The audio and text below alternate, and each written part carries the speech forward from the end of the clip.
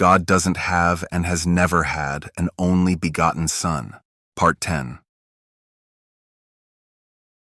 Thanks to Lisbet being present, showing us the true resurrection and death of Christ, is that today we understand God's mysterious plan, because the woman who was deceived by the ancient serpent is none other than Christ herself.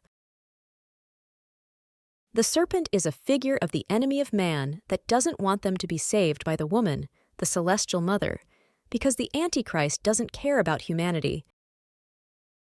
So with perverse machinations, diverts the attention from that woman being revealed to us, because it is she who exposes the lying serpent. Which is when he says in his heart, "I will rise to the highest place," which is the mind of that woman, and sit on the throne, usurping the place in our minds that belongs to God the Father and to Christ. That is why in the previous dispensation we saw Lisbet as our sister, made in the likeness of mortal men that die because they lack God's knowledge, but we no longer know her that way.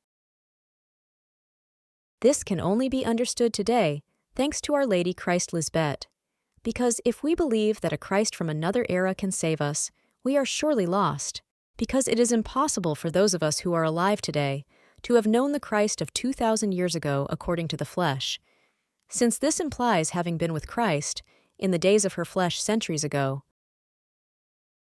But we cannot affirm today that after the supposed resurrection, we no longer know her that way, because we were not alive at that time to be able to affirm to be true witnesses of such an event. That is why all the so-called Christian churches are lying about Christ. Amen. To be continued.